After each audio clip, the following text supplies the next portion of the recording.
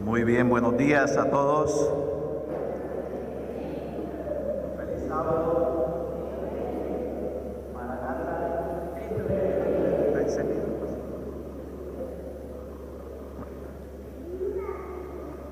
Quiero, en primer lugar, agradecer a Dios por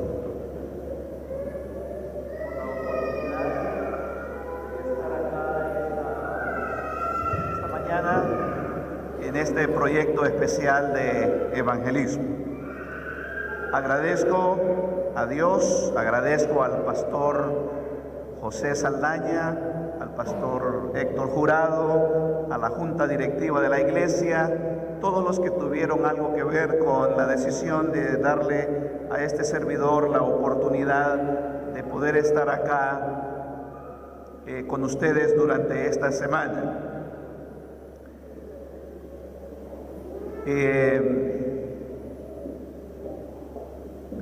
Es un gusto el poder compartir con ustedes, ¿no es cierto?, en esta ocasión. Hay muchas cosas positivas que me gustaría brevemente mencionar acerca de la iglesia. En primer lugar, qué instalaciones más lindas tienen ustedes acá para adorar al Señor. Me da mucho gusto. En segundo lugar, quiero expresar el hecho de que enseguida pude identificar un amor y un espíritu cristiano acá con ustedes en la iglesia. Y además de eso, le comentaba hace un momentito al pastor que me siento contento con esta calidad de sonido que ustedes tienen acá en esta iglesia. Mire, le dije yo al pastor que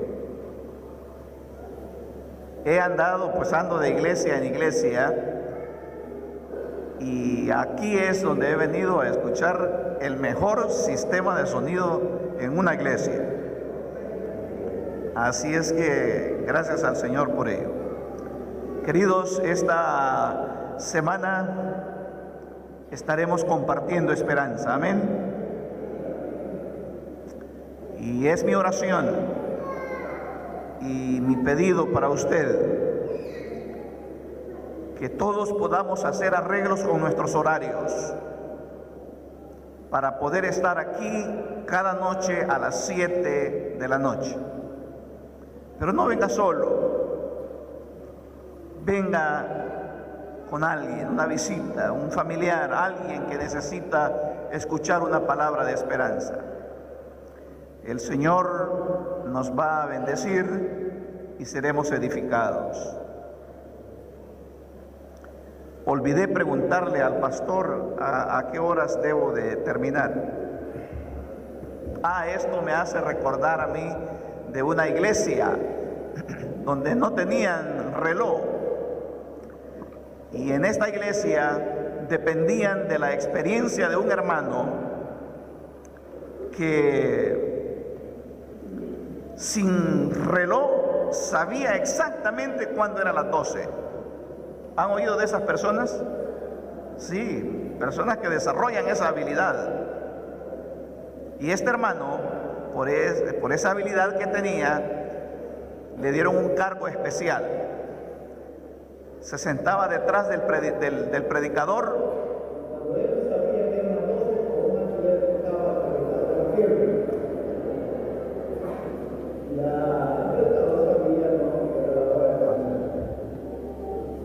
Un día llegó un pastor invitado por primera vez que se quedó aquí con ustedes y le preguntó, le dijo el pastor invitado al pastor de la iglesia: pastor, ¿a qué hora debo de terminar? Dice el pastor: no se preocupe, le vamos a avisar. El pastor empezó a predicar, avanzó con todo el material que había preparado, pero no le avisaban. Él esperaba ver a alguien atrás, allá, que indicara que ya era la hora de terminar el sermón. Pero no, así es que empezó a improvisar material y siguió predicando hasta que dijo: bueno, yo voy a concluir aquí mi sermón porque no me avisan. Se sentó. A la salida le dice: pastor, me dijo que me iban a avisar El pastor le dice, sí, le estuvimos avisando. Y era verdad. Lo único que ellos no sabían es que el pastor invitado traía una pierna artificial. Le avisaron, pero no hubo forma de que pudiese el pastor saber. Así que aquí me imagino que no tienen un diácono atrás para avisar con un alfiler. Yo no traigo una pierna artificial, así es que hoy vamos a presentar el mensaje. Y tal vez antes de ello quiero mencionar que al pastor Héctor Jurado a mí siempre me da mucho gusto verlo, porque le conozco a él y él fue mi pastor cuando yo tenía 6 años de edad. No digan porque eso ya me hace sentir mal. Pero yo tengo grabado así en mi mente esa imagen del pastor Jurado predicando en mi iglesia cuando yo era un niño. Y por supuesto, cada vez que me encuentro con él me da mucho gusto. Hermanos, nosotros hemos participado ya, hemos cantado, hemos orado, hemos ofrendado y ya hemos hecho nuestra parte. Ahora es el tiempo de Dios, cuando Él nos va a hablar a través de su palabra. Y mientras Dios nos habla con su palabra, el pueblo deberá de quedar en silencio, compartiendo esperanza. La historia de 2 ciudades. Vivimos en un mundo agitado y turbulento. Nadie puede ponerse en pie y argumentar lo contrario. Reina el temor, la violencia, el terror, la amenaza de grandes colapsos financieros alrededor del mundo. Líderes políticos se sienten amenazados ante las realidades de los problemas que enfrenta la humanidad hoy día. Así es que nos ha tocado a usted y a mí practicar nuestra fe en un contexto social bastante desafiante. Pero no debemos de olvidar que si Dios está con nosotros, ¿quién podrá estar contra nosotros? Alabado sea el nombre del Señor. Y nosotros haremos bien en estar atentos al desarrollo de la profecía bíblica, como nos lo dice el apóstol Pedro. Haréis bien en estar atentos y a la luz de la profecía bíblica analizar los diferentes eventos alrededor del mundo. Y necesitamos nosotros hacer cambios radicales en nuestra forma de practicar nuestra fe, porque no hay lugar a duda que son tiempos especiales. Necesitamos entonces estar atentos al desarrollo de la profecía bíblica, para que no nos suceda lo que le sucedió a Rip Van Winkle. Yo no sé si usted conoce la historia de este hombre. Rip Van Winkle una noche se fue a dormir. Amaneció, pero no se despertó, y la esposa pensó que estaba cansado. Lo dejó dormir un poco más. Llegó el mediodía, no despertó. Llegó la tarde, no despertó. Anocheció, amaneció el siguiente día, no despertó. La esposa trataba de despertarlo. Rip, wake up, levántate. Vinieron los médicos, lo examinaron. Le dijeron: señora, su esposo está bien, pero está dormido. Le voy a hacer la historia corta, porque Rip Van Winkle durmió 20 años.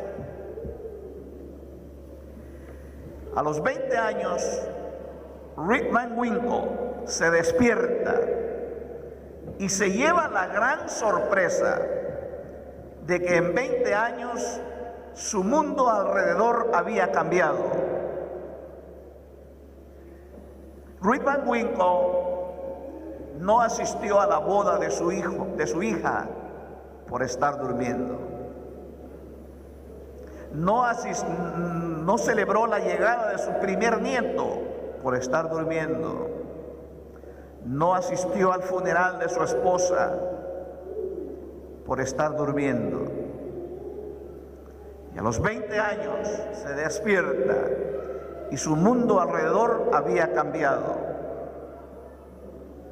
La historia es válida para enseñarle a usted y enseñarme a mí de que nuestro mundo alrededor está cambiando en forma drástica. Y usted y yo haremos bien en estar atentos al desarrollo de la profecía bíblica. Y es por eso que Irving Berlin, en el año 1918, escribió este canto patriótico norteamericano: mientras las nubes de la tormenta se forman al otro lado del mar, while the storm clouds gather far across the sea. Este canto fue editado en 1938. Y el contexto que inspiró a este hombre eran las guerras turbulentas en el continente europeo. Y él dijo: estemos atentos de lo que está sucediendo al otro lado del océano. Y el canto probablemente puede también motivarnos a nosotros a ver el horizonte profético, el horizonte político de nuestro mundo, para entender de que hay una tormenta que se está formando sobre este mundo. Y este concepto no solamente se escucha ahora desde los púlpitos cristianos, aún mentes seculares como la de Stephen Hawking, un teórico físico inglés. Este hombre, ustedes ya habrán escuchado de él sin duda, una mente brillante. Y él, Hawkins, recientemente arriesgó su reputación diciendo lo siguiente: que si el mundo continúa en decadencia como ha venido hasta hoy, él afirma que dentro de 100 años será insostenible la vida en este planeta. Y este estudio él lo hizo en base a estadísticas, el método de observación, y él llegó a la conclusión que la dirección que lleva este mundo es una dirección que va hacia el desastre. Pero para nosotros hay una palabra de esperanza de parte de Jesús, cuando dice el Señor: no temáis, manada pequeña, porque a vuestro Padre le ha placido daros el reino. No temáis, porque hoy podemos nosotros una vez más reafirmar nuestra fe al decir que aun cuando nuestro mundo parece estarse quebrando en pedazos, hay un plan divino que todavía está en acción. Hay un plan divino porque Dios todavía está en control de la historia de este mundo. Alabado sea el nombre del Señor. Por eso es que el profeta Daniel, inspirado por el Espíritu de Dios, escribió su libro. Y en el capítulo 1, versículo 1, en la misma introducción del libro de Daniel, vea los elementos que incluye el profeta. Dice: en el año tercero del reinado de Joacim, rey de Judá, vino Nabucodonosor, rey de Babilonia, a Jerusalén y la sitió. Y esta es la historia de las dos grandes ciudades, Jerusalén y Babilonia. Pero más que un conflicto histórico, el propósito de Daniel al escribir su libro es contarnos a nosotros de un conflicto de alcance cósmico que llegaría hasta nuestros días, justo antes de la venida del Señor. Estas dos ciudades, Jerusalén y Babilonia, son dos sistemas que siempre han estado en contraste, siempre. Observamos nosotros que en los tiempos de Daniel, en el recuento histórico, Babilonia vino a Jerusalén y la sitió. Había guerra, había conflicto entre Babilonia y Jerusalén. Pero más allá del conflicto histórico, hay un conflicto de mayor alcance entre estos dos sistemas, porque cada uno representa sistemas totalmente diferentes. Es una confrontación entre la verdad y el error, entre Cristo y Satanás, entre la verdadera adoración y la falsa adoración. A este conflicto, usted y yo le conocemos como el conflicto de los siglos. No ha terminado todavía esta confrontación entre estos dos sistemas, entre el sistema de Babilonia y Jerusalén. Es un sistema que todavía continúa y que toma diferentes formas en nuestros días. Yo creo que sería fácil para usted y para mí hoy entender que usted y yo estamos practicando nuestra fe en medio de un contexto bastante desafiante. Es decir, nos ha tocado a usted y a mí contemplar esta guerra de culturas. La cultura de la duda en contra de la cultura de la fe.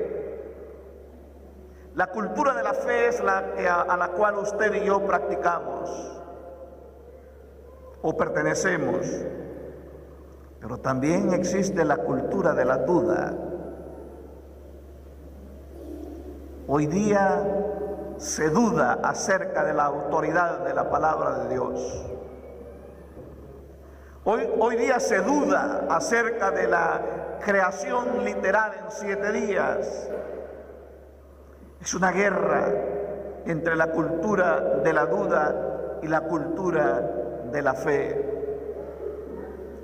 Muchas naciones, incluyendo los Estados Unidos, están dando pasos agigantados hacia el secularismo. Es evidente de que la nación norteamericana quiere cortar toda relación histórica con el protestantismo. Es una guerra abierta entre la cultura de la fe y la cultura de la duda. ¿Y sabe qué? Por momentos parece ser por momentos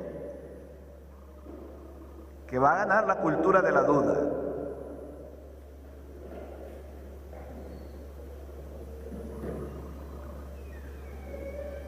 Por eso Jesús dijo en San Lucas 18:8, pero cuando venga el Hijo del Hombre, ¿hallará fe en la tierra?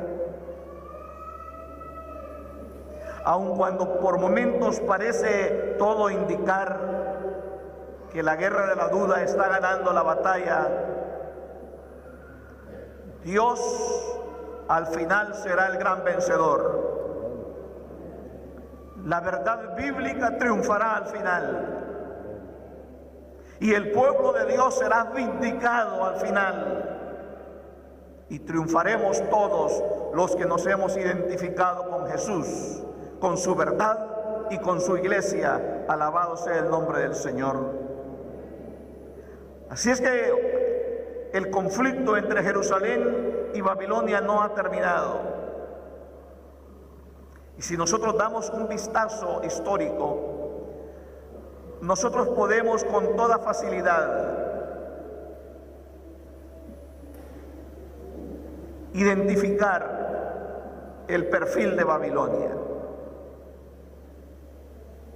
Babilonia siempre ha sido una cultura de intimidación. Esa es su característica, ser una cultura de intimidación. Históricamente, veamos algunos casos. Babilonia cambió el nombre de los 3 hebreos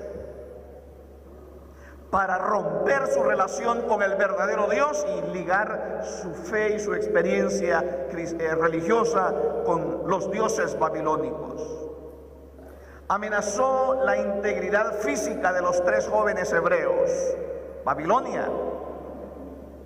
El arrogante rey levantó una estatua y dice al sonar de los instrumentos de música, todos deben de arrodillarse ante la estatua que yo he levantado, y el que no lo haga. Es una cultura de intimidación.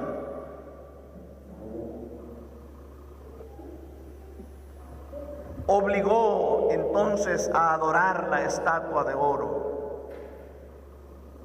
En otras palabras, su perfil, el perfil de Babilonia como cultura de intimidación, siempre ha sido así. Violar la conciencia de sus ciudadanos, obligarles bajo amenaza y serias consecuencias si no lo hacen. Intentó regular las prácticas de disciplina espiritual en los tiempos del profeta. Por lo tanto, entonces podemos todos concluir que Babilonia histórica siempre fue una cultura de intimidación. Pero yo tengo noticias para ustedes esta mañana.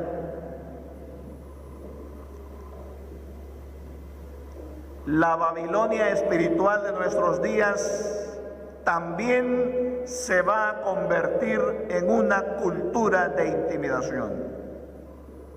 Y usted necesita saberlo.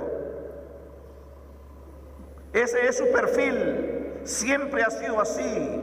No podemos perder de vista esta realidad. Por eso vendría bien dar un vistazo a Apocalipsis capítulo 13. El apóstol Juan habla de 2 bestias o 2 poderes. Y estos son, de acuerdo al Apocalipsis, los últimos 2 poderes que van a sobrevivir a la historia de la humanidad. Es un poder religioso y un poder político. Ya conocemos nosotros el resto de la historia.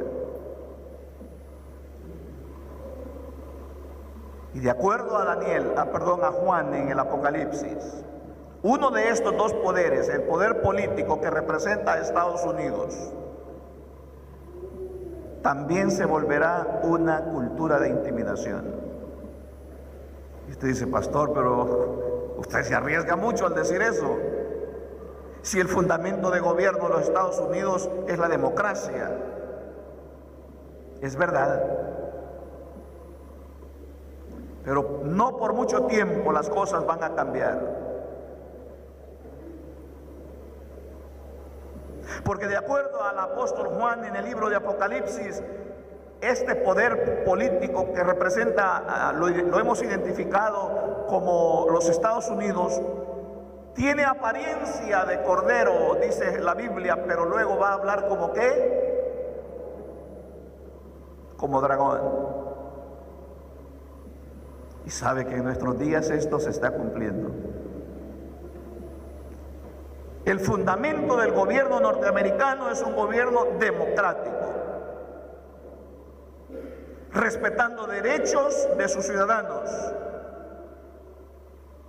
Pero algo cambió después del 9/11. Algo cambió. Porque en honor a la seguridad nacional, Estados Unidos ha experimentado cambios fundamentales en su estilo de gobierno. Por ejemplo, todos nos llevamos la sorpresa, es decir, el pueblo común, usted y yo, ni sabíamos lo que estaba pasando hasta que explotó esa bomba, si podemos usar el término. Y se nos habla de que el Departamento de Seguridad Nacional, la Agencia de Seguridad Nacional de los Estados Unidos, estaba, ¿qué cosa? Espiando a sus ciudadanos. Y no solamente a los ciudadanos. Es decir, los Estados Unidos, un país que siempre se caracterizó por el respeto al derecho de la privacidad de sus ciudadanos.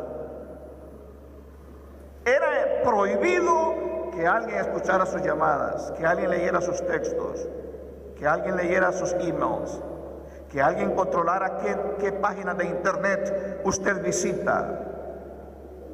Que de paso, en base a las páginas de internet que usted visita, a menudo hay alguien que está formando el perfil suyo. Y nosotros no sabíamos eso. Pero alguien le sacó a luz que Estados Unidos tiene ¿qué cosa? El ojo abierto. Es más, todo el mundo inclusive se sorprendió ante el reclamo de la señora Angela Merkel de Alemania, cuando ella hace un reclamo oficial a los Estados Unidos, cuando se da cuenta de que Estados Unidos está escuchando las llamadas de los teléfonos privados de los dirigentes de gobierno del mundo, incluyendo a la señora Merkel, y ella dice, hey, come on. ¿Qué pasa? Porque Estados Unidos quiere saber qué está pasando alrededor del mundo. Estados Unidos está escuchando qué hablan los jefes de gobierno del mundo. Hablará como dragón. Es más, no hace mucho tiempo atrás, el titular del periódico: Brasil quiere interrogar a los jefes de Google y Facebook por espionaje. Brasil descubrió que a través de Facebook se han establecido sistemas de vigilancia, de control. Y sorpréndase usted, no hace mucho tiempo atrás, la compañía Samsung de los televisores Samsung advirtió, después de ser descubierto, ¿verdad? Tuvo que advertir a sus consumidores de que sus pantallas de Samsung vienen equipadas con aplicaciones que facilitan vigilarlo a usted en su recámara mientras usted está viendo televisión.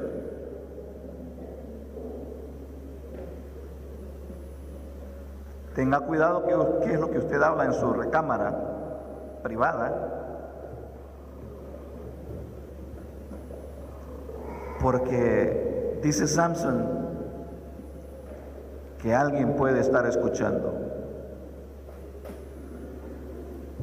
Y no vaya usted corriendo a vender la Samsung y a comprarse una Sony. No, no es esa la idea.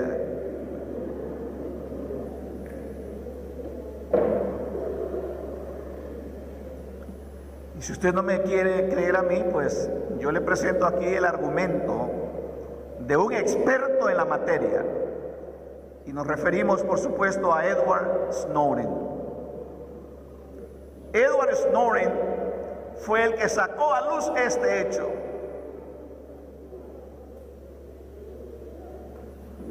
Y él, experto en vigilancia y en inteligencia y en control, él dice que las plataformas sociales como Facebook, Twitter, Instagram y todas las otras, él dice que esas plataformas sociales son instrumentos de control.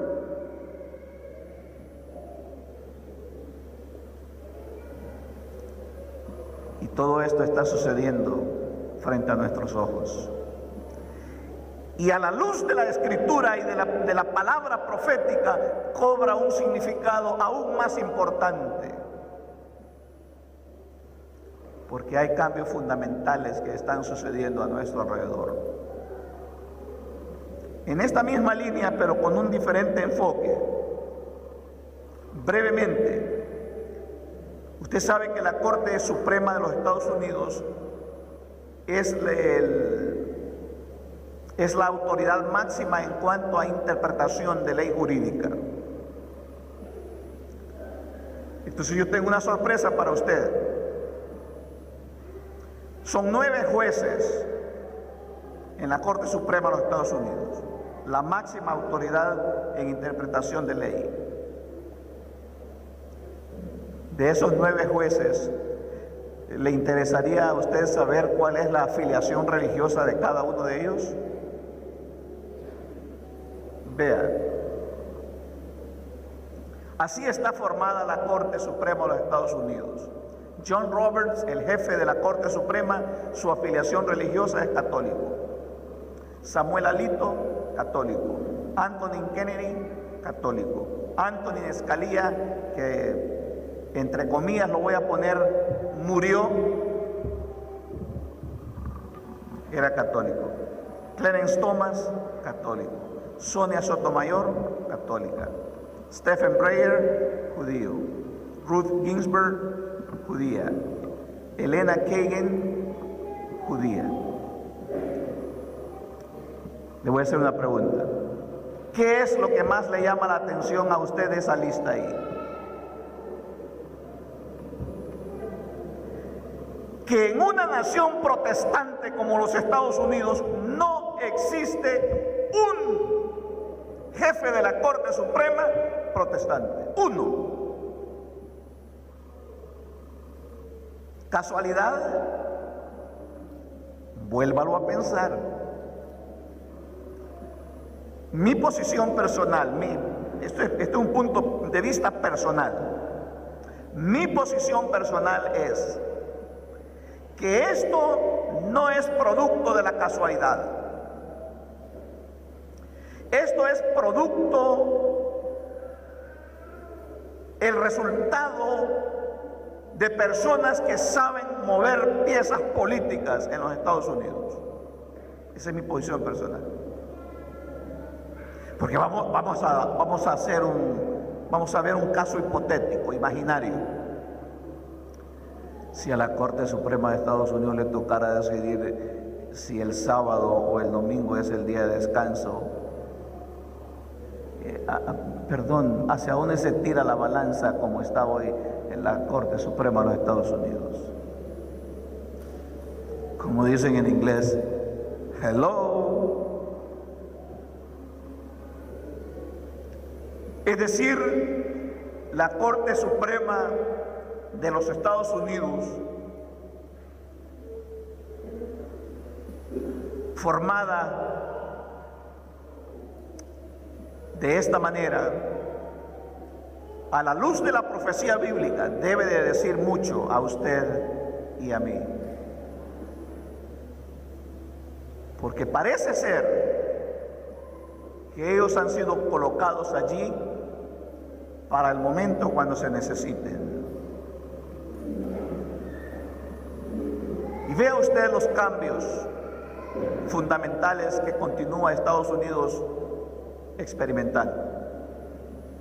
La candidata a presidente por el lado demócrata de los Estados Unidos, la señora Clinton, el 5 de mayo del 2015, ella dijo lo siguiente: los códigos culturales profundamente arraigados, las creencias religiosas y las fobias estructurales han de modificarse.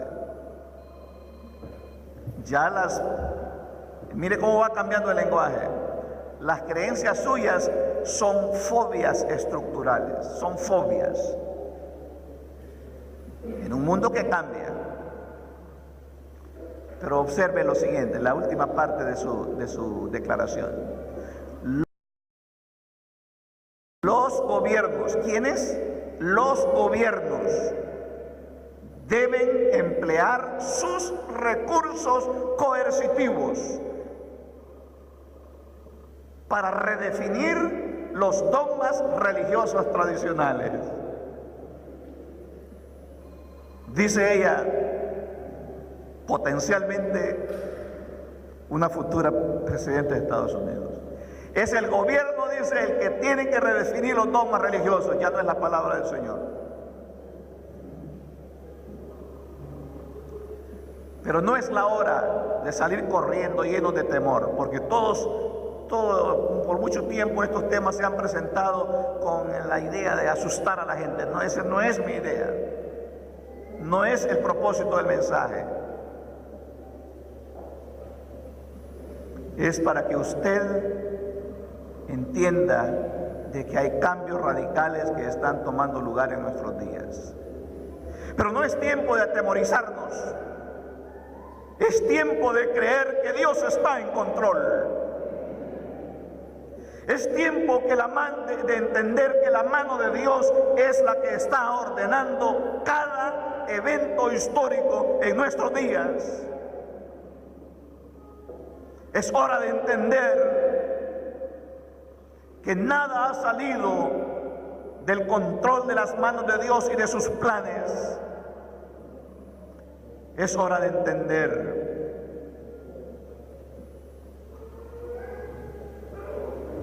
de que Dios y sus planes no conocen premura ni demora. Y tal vez en este contexto viene muy bien recordar el mensaje del segundo ángel de Apocalipsis 14. Otro ángel le siguió diciendo: ha caído Babilonia, la gran ciudad, porque ha dado o ha hecho beber a todas las naciones del vino del furor de su fornicación.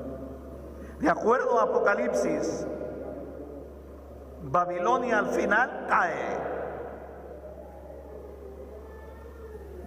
¿Y qué en cuanto a Jerusalén?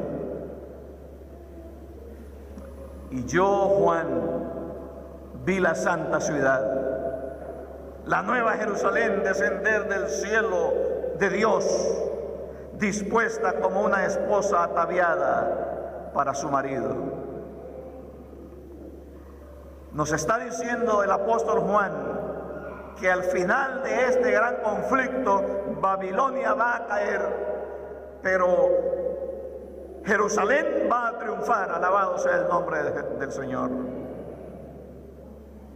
Babilonia representa el sistema de la falsa adoración. Jerusalén representa al pueblo de Dios.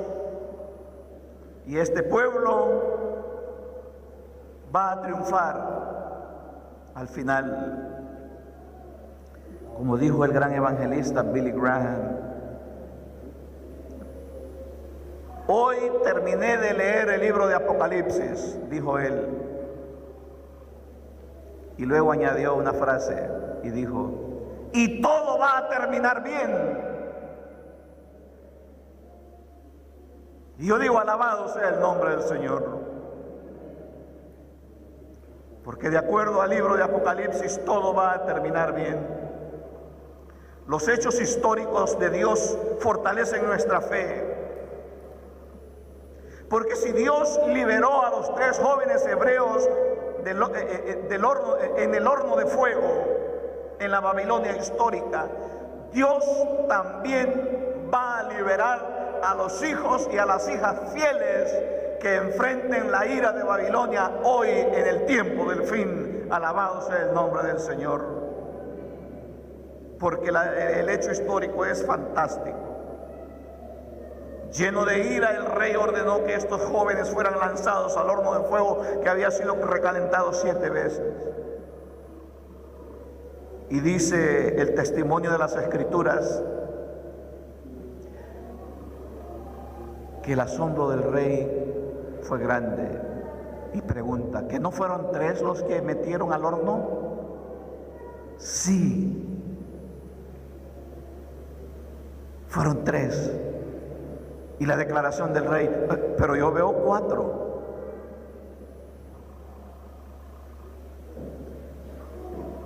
Porque Dios se tomó el tiempo para estar con sus hijos en el horno de fuego. ¿Será que aquí hay alguien esta mañana en medio del fuego de la prueba? ¿Será que hay alguien aquí esta mañana a punto de tirar la toalla? ¿Será que aquí esta mañana hay alguien que su relación matrimonial está en crisis, su relación familiar anda muy mal? ¿Será que alguien está desempleado? ¿Será que alguien está pasando la peor crisis de su vida? ¿Será? Si es así, yo tengo buenas noticias para ti. También hoy Dios se está tomando el tiempo para acompañarte y caminar a tu lado en medio de tus horas difíciles. No estás solo, no estás sola, porque Dios estuvo con Daniel en el foso de los leones y Dios cerró la boca de los leones para que no le hicieran daño, dice la Escritura. Y mientras tú y yo nos acercamos aceleradamente al tiempo del fin, debemos de hacerlo con la confianza que Dios no va a desamparar a sus hijos y a sus hijas fieles al Señor. Alabado sea el nombre de Cristo. Y mientras las nubes de la tormenta se forman en el horizonte profético, tengamos fe, tengamos confianza, sé fiel hasta la muerte y Él te dará la corona de la vida. Por eso Daniel 10:12 dice, entonces me dijo, Daniel, no temas, porque desde el primer día que dispusiste tu corazón a entender y a humillarte en la presencia de Dios, fueron oídas tus palabras, y a causa de tus palabras yo he venido. La historia de Daniel me dice a mí y le dice a usted que hoy también usted y yo necesitamos disponer nuestro corazón. Hoy en el tiempo del fin. Para sobrevivir la crisis final necesitamos usted y yo hacer cambios radicales en la forma como hemos venido practicando nuestra fe.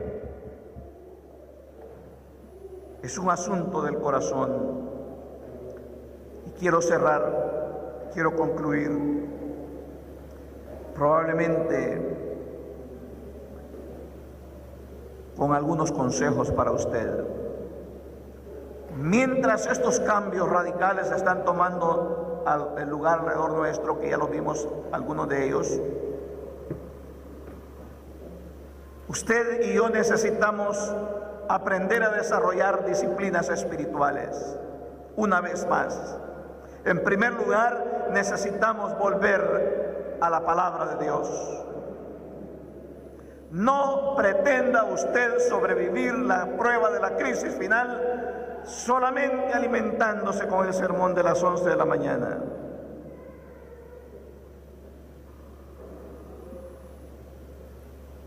¿Sabía usted que nosotros, el pueblo adventista me refiero ahora, sabía que una vez en la historia pasada fuimos conocidos como el pueblo del libro? Porque era un pueblo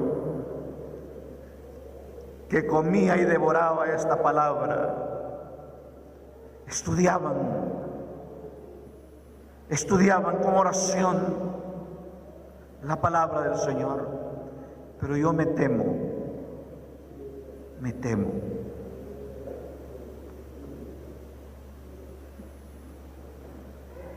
que hoy quizá ya no sería apropiado que se nos llame el pueblo del libro,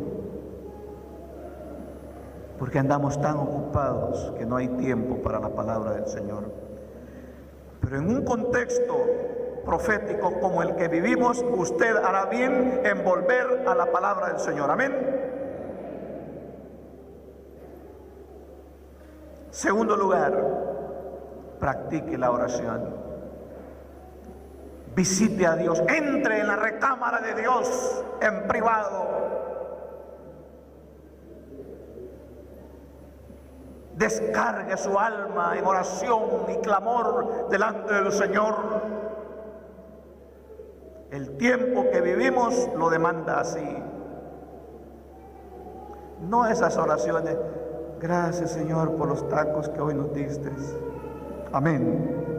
No me refiero a esas oraciones. No me refiero a la oración: gracias por el día, vamos a descansar, que podamos amanecer con bien. Amén. Tampoco me refiero a esa oración. Usted necesita hacer cambios radicales en la forma como usted ha venido practicando su fe. Y hacer de la oración el alimento de su alma. Invertir tiempo cada día en la presencia del Señor. En tercer lugar, y si su salud lo permite, acompañe a la oración con el ayuno. Amén. Otra práctica espiritual. Podemos recordar la palabra de Jesús: este espíritu no sale sino con oración. ¿Y qué más? Estás enfrentando tú una crisis fuerte, oración y ayuno es tu respuesta. Alabado sea el nombre del Señor. Meditación.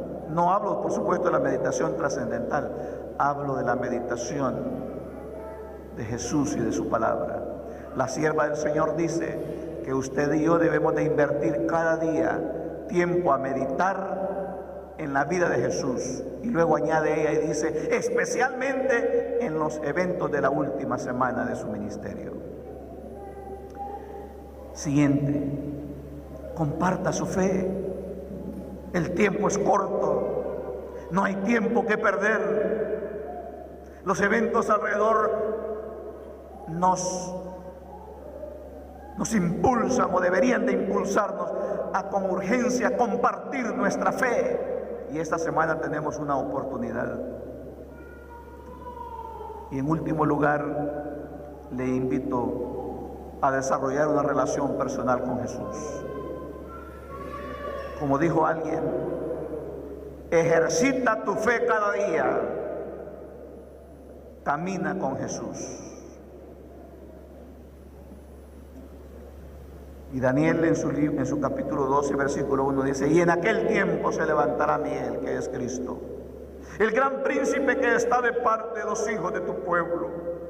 Y será tiempo de angustia, cual nunca fue desde que hubo gente hasta entonces. Y aquí viene la nota gloriosa que Daniel quiere compartir contigo. Pero en aquel tiempo será liberado tu pueblo, todos los que se hallen inscritos en el libro de la vida. Así que, mis amados, el tiempo demanda que usted y yo generemos un reavivamiento en la iglesia del Señor. Y como dice el canto, y este reavivamiento que comience primero en mí. Disculpe lo que le voy a decir.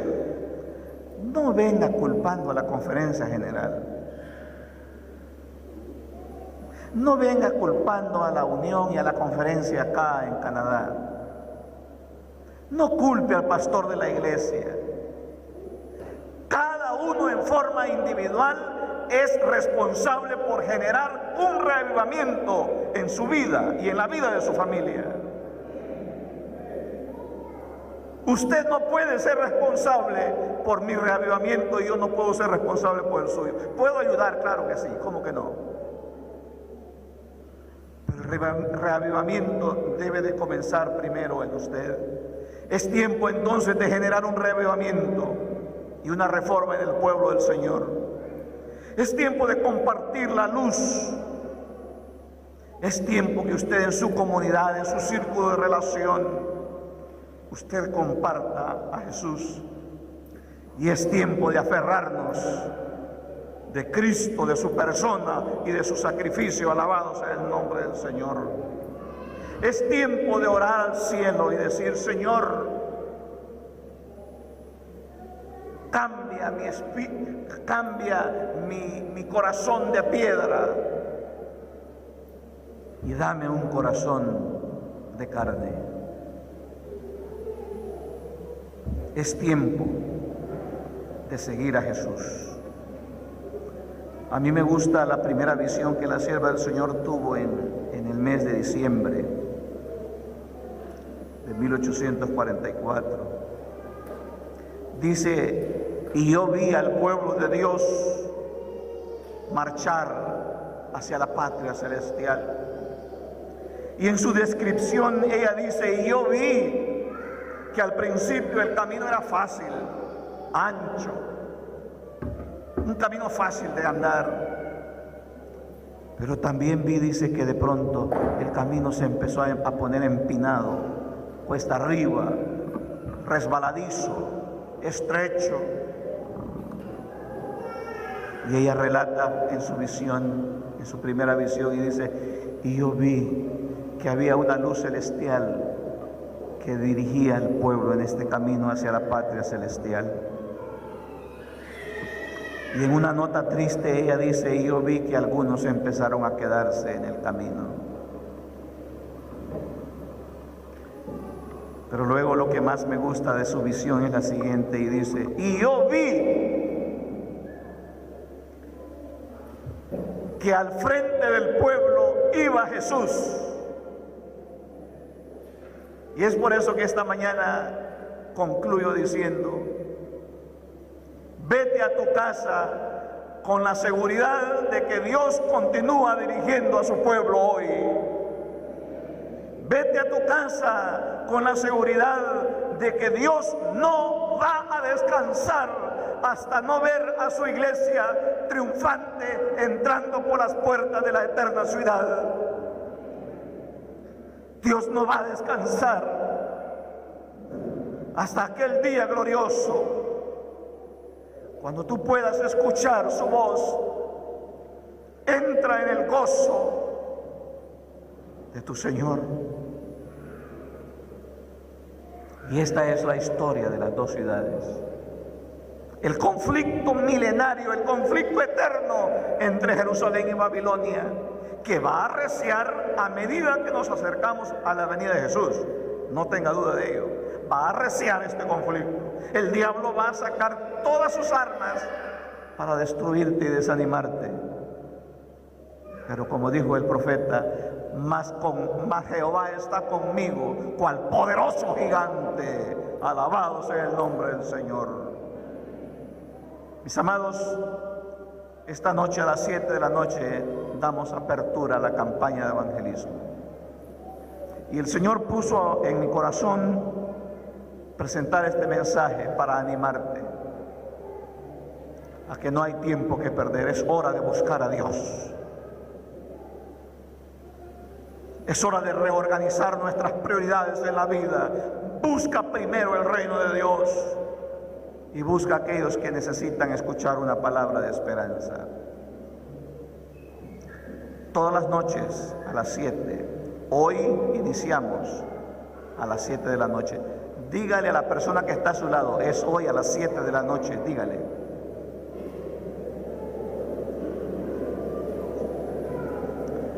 Ahora dígale así, mire.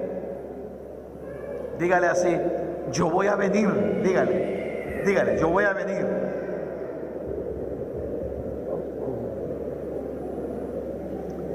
Yo alcancé a oír a alguien ahí que dijo, a ver si vengo. ¿Cómo que a ver si vengo?